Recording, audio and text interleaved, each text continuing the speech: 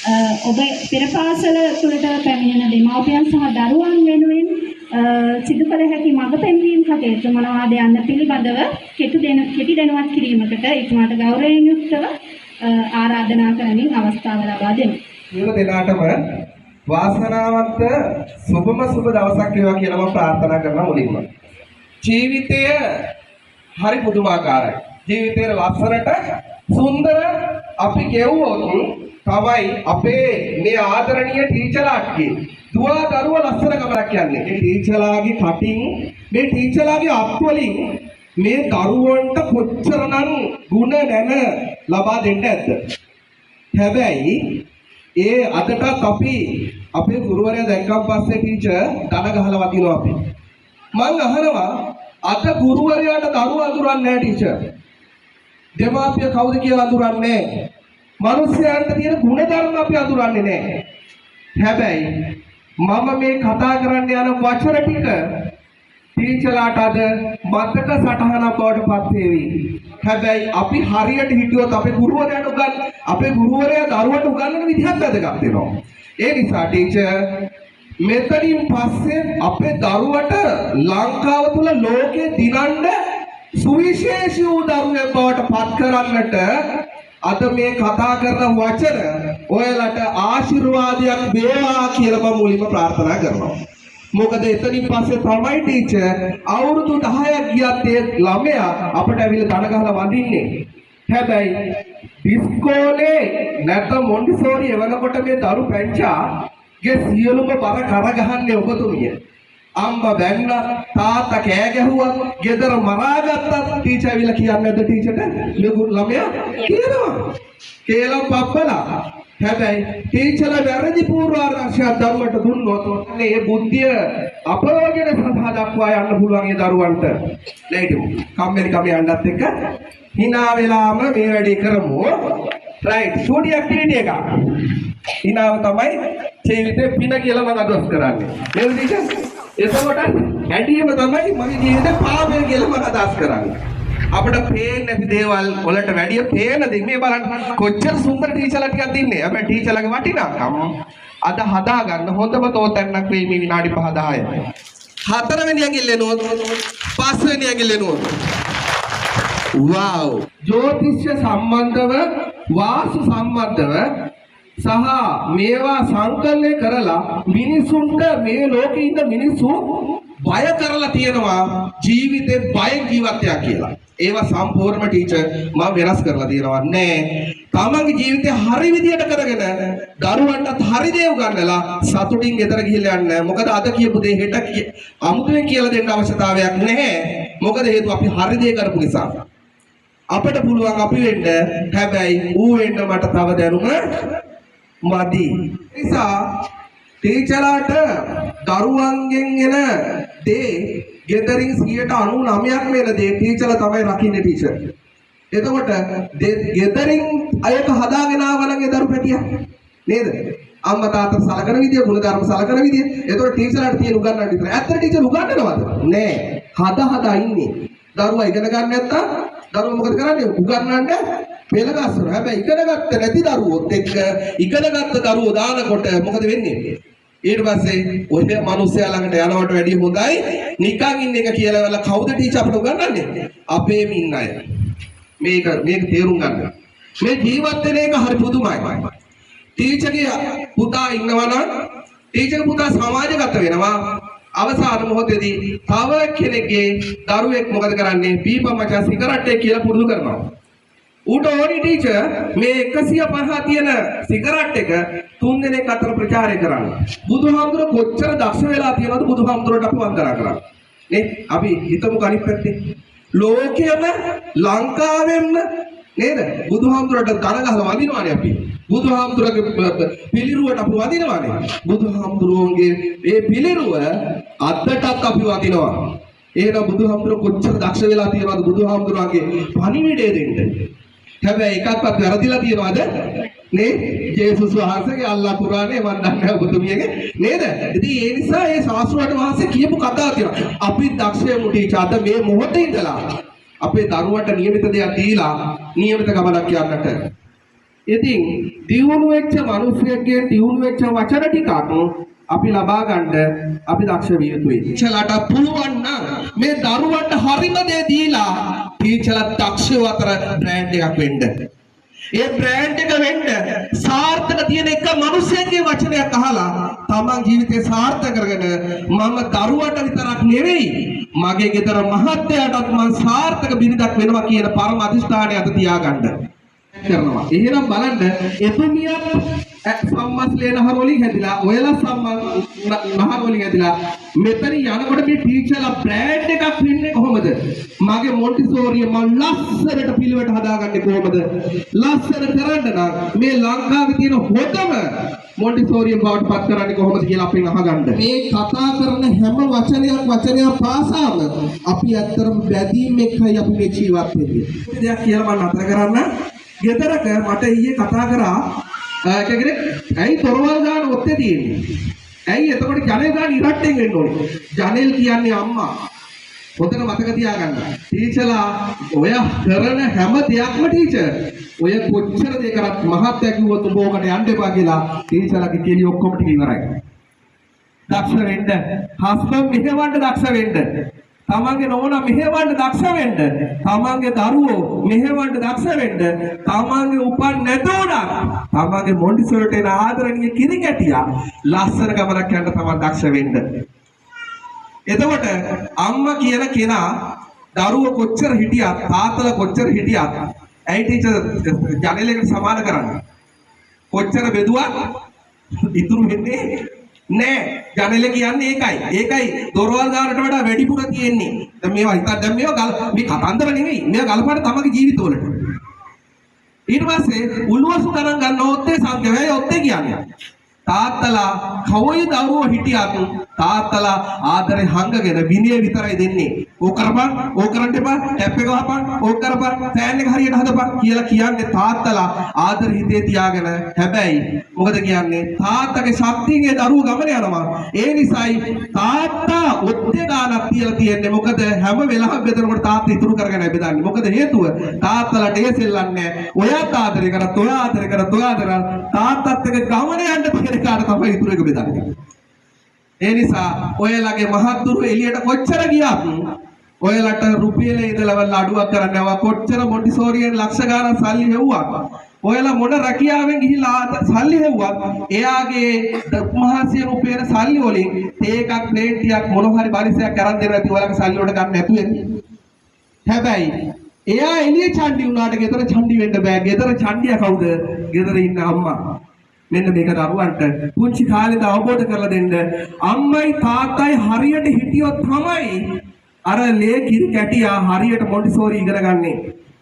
ಗುಣ දහම් ඉගෙන ගන්නේ. ඒ නිසා ජීවිතේ කියන්නේ පුදුමාකාරයි. ජීවිතේ කියන දේ අපි හරියට ප්ලෑන් කරගන්න. මොකද අපි දරුවෝත් එක්ක අපි ජීවත් විය යුතුයි. හැබැයි අපි ටීචර් හරියට මිස්සුනොත් ඔය ගෑණි තමයි ඔය ඔක්කොම කරේ කියලා වචනත් අහන්න බලාගෙන. අන්න ඒ වචන ටික එන බව දැනගෙන වැඩ කරන්න දෙනෝදා මොන් ටීචර්ස්ලා නෙවෙයි ඉස්කෝලේ ඉන්න ටීචර්ස්ලා මට අඬන අඬිල්ල ගත්තොත් ඇත්තටම පුදුමාකාර දුකක් අපිට දැනෙනවා. මෙච්චර දේවල් කරලා මෙච්චර මෙහෙම මේ මිනිස්සු අඬන දොඩ ගෙන. ඉතින් ඒ නිසා ටීචර්ලාට පුළුවන් දවසක මමත් එන්නම් ඔයාලගේ මොන්ටිසෝරියට ලස්සන වැඩසටහනක් කරලා යන්න. ඒක එදාට ජීවිතේට අමතක නොවන වැඩසටහනක්. දරුවගේ ප්‍රශ්න තියෙන ඒවා දරුවන්ට ඉගෙන ගන්න බැරි නම් ඒ කතා කරන්න පෙර పూర్වයේ කරපු පව් නිසා ඒවා අහව නෙවෙයි. අපේ නොසලකිල්ල නිසාමයි තමයි ටීචර් ඒ දේවල් වෙන්නේ. අන්න ඒ වගේ මිනිස්සු සත්‍ය කර කොන්ද පරණති මිනිස්සු ආශ්‍රය කරන්න එපා ටීචර්. අපි වැරදෙනකොට උම්ම තමයි ගිහිල්ලා කියන්නේ අර සිගරට් එකක් දීලා 150යි 50යි 75යි දීලා අපේ එකා කියනවා ඒ ඔක බේබද්ද බා ඕක ළඟට යන්න එපා අපි එකෙක්වත් දෙන්න එපා කියලා කියන්නේ කවුද? අර දුන්නම එක බේසිකලි මුංචි කාලේ ඉඳලම අපි හරියට අත්තිවාරම දාගත්තෝ ගේ ලස්සනට හැදෙනවා මිස්. ලස්සනට හදන්න උදව් කරන්න. සමහරක් වෙලාවට ඔයලාගේ ගෙවල් වලම ප්‍රශ්න ඇති. ගැටලු ඇති. ප්‍රශ්න කියන්නේ hina වෙලා බාර ගන්න ඕනේ තියා. මොකද අපේ විලේ සතුට කියන දේ ගොඩාක් තියෙනවා. එහෙනම් සතුට දෙන්න නම් අපිට සතුට තියෙන්න ඕනේද නැද්ද? ගුරුවරයා ළමයාට උගන්වනවා නම් ගෙදර පරිසරයේ ටීචර් ලස්සන වෙන්න ඕනේ. ඒ නිසා ආදරණීය ගුරු බෞතුනි ඔයලයි රටේ වැදගත්ම ශක්තිය ජීවිතයේ යථාර්ථය හදා ගන්නට අවශ්‍ය කරන මාර්ගය අවශ්‍ය කරන දැනුම අවශ්‍ය කරන අත්විවරම දැන් මේ ඔයා කියලා මම වැදගත්කමින් වගකීමෙන් කියනවා.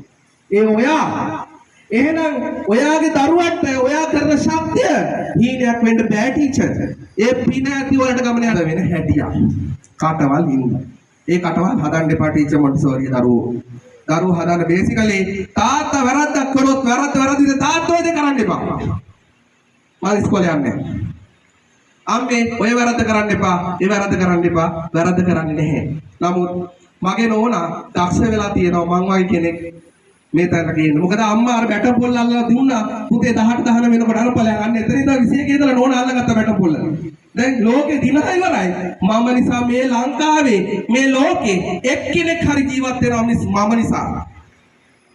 මම මොන දිහා බලන් ඉන්න කට්ටියම මොකද මේ වගේ වැඩසටහන වලට හම්බෙන්නේ නැහැ කතා කරන්නේ නැහැ. මිනිස්සු වලට උපදෙස් දුන්නාට ඔයාලා බලන්න මේවා දේ තමන්ගේ නෝනා ඉදිරියේ තියාගෙන දරුවෝ ඉදිරියේ තියාගෙන කතා කරන්නේ නැහැ. ඒ කට්ටියට පුරුදු නැහැ. අපි උපදෙස් දුන්නාට ඒ කට්ටිය උපදෙස් පිළිපදින්නේ නැහැ. ඒ නිසා ආදරණීය ටීචර් සැර වෙන්න ඕනි සැර වෙන තැන. අර හරියට ගෙදර තියෙන උළුහව ජනෙල් වගේ. තාත්තා කිව්වට තාත්තගේ නියම ආදරේ පෙන්නන්නේ. ඔයාලගේ තාත්තලා මතක තියාගන්නකෝ. නේද? යන්න එපා. උඹ ගිහිල්ලා අහුලා වුණොත් දැන් අම්මා මොකද කියන්නේ? පුතේ තාත්තා පිස්සා. ඔකට අහුවෙන්නේ තෝරින් ගිහිල්ලා වරේ. කියලා යනවා. කන්ද උඩට මෙහෙරකොට ටීචර් මොකද වෙලා තියෙන්නේ? මොකද වෙලාද? වැටුනොත් අර අම්මත් පහු කරගෙන තමයි වැටෙන්නේ. නේ? ඇයි අම්මා අතින් ගන්න වරේ කියලා නේද? දැන් තාත්තා මොකද කියන්නේ? ඵලයක්. හරි. දැන් ඊළඟ පඩිය. දැන් වැටුනොත් තාත්තා කකුල ඊළඟට ඵලයක්. ඊළඟ වැටුනොත් ඊළඟට. අඩි 10ක් ගියත් 9 වෙනි අඩි ඉන්න තාත්තා. ඇයි හේතුව? වැටෙනකොට තාත්තගේ දෙපා ළඟට වැටෙන්නේ. ටීචර්ලාගේ දරුවෝ වැටෙන හැම වෙලාවෙම ටීචර්ලා දක්ෂ වෙන්න ටීචර්ලාගේ දෙපා මුලට මේ ළමයා ගෙන්න ගන්න. ඒ නිසා ආදරණීය ටීචර් මම නැවතත් කියනවා මේ ලෝකයේ බබලන තරුව හදන්නේ ඔබයි. මේ ලෝකේ බබලන ජීවිතය දිනන්න තෝතැන්න හදන්නේ ඔබයි. හැබැයි ඔයාට ඔයාගේ ගෙදරින් ප්‍රශ්න එන්න පුළුවන්. ඔයාගේ වටපිටාවේ ප්‍රශ්න වෙන්න පුළුවන්. බැටම් පොල්ල නෙමෙයි අතාරින්න එපා. මොකද හේතුව අත ඇරියොත් ඔයාලා ෆේල් අත අරින්න නැතු වෙන්න මේ ගමන යන්න. ඔයාලට চিරාත් කාලයක් මේ යන ගමන යන්න ආශ ශපවල ප්‍රඥා වර්ධනය වෙනවා අනිවාර්යෙන් ඒකාන්තයි. මේ තමන්ගේ දරු පැටිය වෙනුවෙන් කතා කරන්නේ. හැබැයි ඔයාලා මතක තියාගන්න මේ කතා කරන්නේ අනිත් අය වෙනුවෙන් නෙමෙයි. මේ කතා කරන්නේ ටීචර් තමන් වෙනුවෙන්. තමන්ටයි මේ කතාව. තමන්ටයි මේ කතාවේ වටිනාකම. ඒ නිසා අපි දරුවෝ හදනවා. දරුවෝ හදලවලා යන පස්සේ මේ දරුවෝ ඇරයි යනවා. මහත්තයා කොහෙද? මහත්තයා අල්ලපු කාමරේ. අපි මෙහා කාමරේ දරුවොත් එක්ක ඉන්න ප්‍රශ්න පටන් ගන්න තැන. ඒ නිසා අපි ඒවා කතා කරමු. ඒවා ජීවිතේට දිනන්න උත්සාහ කරමු. අපේ ජීවිතය අපි දිනලා අපේ ජීවිතේ ලස්සන ගමනක් යන්නට අද ශක්තියක් කරගමු. හැබැයි නැරෙන්නේ බඩට ටිකපත් වෙන්න එපා. මොකද ඉපදුනා දන්නේ නැහැ, මැරුණා දන්නේ නැහැ. අපි හරියට පෑන වගේ පෑන වාස් පැත්තට කැරකුවොත් පිස් ගාලා යනවා අනිත් පැත්තට. පෑන වගේ අපේ ජීවිතේ වින් වෙලා යන්න පුළුවන්. අද මතක තියාගන්න ගෙදර යන හැම මොහොතකම මම බ්‍රෑන්ඩ් එකක් වෙනවා, මම දක්ෂෙක් වෙනවා. මේ එක්තරා හසල ටීචර්ගෙක් කිව්වා සම්පස්ස කියන බ්‍රෑන්ඩ් එක අස්ස මම සම්පස්ස කෙනෙක් වෙන්න යනවා කියලා වල කිව්වා. අද ටීචර් ඉහළම තැනක ඉන්නවා. ඒ ටීචර්ගේ ගමන මොන්ටිසෝරි පටන් ගත්ත ගමන අද ඒ ටීචර් දක්ෂෙක් වඩපත් වෙලා තියෙනවා. මහපට ගිල්ලයි දබර ගිල්ලයි වනවනා නේ හිනාවෙන් මහපට ගිල්ලි ඔලු ගෙඩිය වනවනා නේ මහපට ගිල්ලයි දෑත් දෙකයි ඔලු ගෙඩියයි පොට ගෙඩියයි මහපට ගිල්ලයි දෑත් දෙකයි ඔලු ගෙඩියයි පට ගෙඩි පස්ස පැත්ත වනවනා නේ 1 2 3 මහපට ගිල්ලයි දෑත් දෙකයි ඔලු ගෙඩියයි බඩ ගෙඩියයි පස්ස පැත්ත වනවනා නේ ටීචර් ළමයිට ගන්න විදිය පේනවා ඕරනම් කරන්න එපා. මේ ෆෝන් එකෙන් කතා කරන කෝල් එක ප්‍රංශයට යන්න තරම් එංගලන්තයට යන්න තරම් තප්පර දෙකට මේ වචනය කියන දේ පුදුමාකාර බලවේගයක් බවට පත් වෙලා තියෙනවා. ටීචර් ජීවිතය කියන්නේ මහ පුදුමාකාර දෙයක්. හදවතට හිතට ගන්න. එහෙනම් ඒ ෆෝන් එක නිර්මාණය කරන්න මේ ලෝකයේ සමත් වුණා නම් ඒ ෆෝන් එක බල බල අපේ දරුවන්ට දෙනවා මේ ෆෝන් එක බල බල ජීවත් වෙන්න. හැබැයි එච්චර ශක්තිමත් ෆෝන් එකක යන්න තරම් දක්ෂ තම එතන තියෙනවා නම් අපේ දරුවෝ දක්ෂද ඒ ෆෝන් එකත් එක්ක චැට් දාන්න. તો අපේ දරුවෝ බුද්ධියක් තියනවාද ඒ දැනුමත් එක්ක යන්න? අපේ දරුවෝ මොට්ට වෙනවා. අපේ දරුවෝ පිස්සු හැදෙනවා. පිස්සු හැදෙන දරුවෙක් නිර්මාණය කරන්න එපා. ඉතින් ඒ නිසා දන්නේ එකම දේ තමයි එතකොට එහෙනම් මේ හිතපු දේ හිතන්න එච්චර ගමනක් යන්නට ශක්තියක් මේ ලෝකයේ තුල රැව් පිරලා දුන්නා නම් මගේ රත්තරන් ටීචර් ඔයාගේ වචන වලට පුළුවන් අම්මා කෙනෙක් නොවුනත් මේ ලෝකෙම දිනන්න අම්මා කෙනෙක් බවට පත් කරන්න ඔයාලගේ හිත හදාගන්න. හත් ගෙදරක ප්‍රශ්නයක් තියෙනවා නම් ඒක කූල් කරන්න සමනය කරන්න කෙනෙක් බවට පත් වෙන්න. හැබැයි මේ ලෝකේ අපි විඳින්න විඳවන ජීවිතයක් ගෙවනවා නම් ඒක පාසල් ගිහිල්ලා පහර වෙන්න. තමන්ගේ ස්වාපුරුෂයා තමන්ගේ දරු පැටියත් එක්ක තමන් ජීවිතේ ගෙවන්න නම් ආවේ සතුටින්. ඒක ගෙවන්න උත්සාහ කරන්න විඳවන්න එපා. ඉල්ලන දෙයට ප්‍රතිචාරය දක්වන්න. එයා ඉල්ලන්නේ බිත්තර නම් ඉන්නව අද බිත්තර නෑ පුතාට එකයි තියෙන බිත්තර. උඹට මම සොසේජස් කරලා බෙදලා දෙන්නම්. එහෙම එපා. බිත්තර යන්න තියෙන හිමීට දරුවා යනවා කඩේට. උඩ බිත්තර නම් උඩ කඩ දෙන්න බිත්තර පාක් කරනවා. පස්ස දාන්න එපා.